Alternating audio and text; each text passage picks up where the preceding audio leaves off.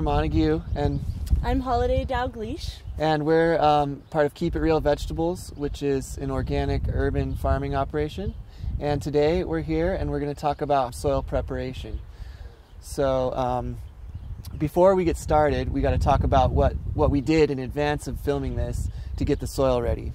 So last year we went to the horse stables and loaded up a lot of horse manure and let it decompose over the winter time, so it had a long period to decompose in the soil.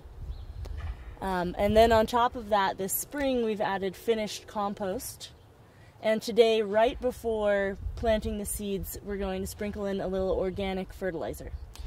And we've tilled, while we added those amendments, we tilled it in to allow the soil to get a chance to break it down in the soil.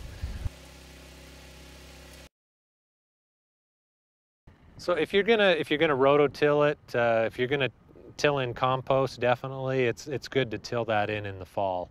And then that has an opportunity for the soil to rest during the winter, and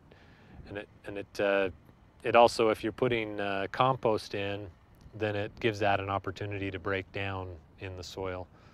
If you do something like that in the spring, then it's gonna tie up the nutrients trying to break down the compost that you put in. So doing a lot of work in the fall really helps out with spring work. A lot of times once I'm done getting these planted in, I'll come along and I will actually put like about an inch layer of compost on the surface, which keeps the soil from cracking too much. Once the surface isn't being worked anymore and it starts to dry, it gets really, really crispy and it'll start to crack.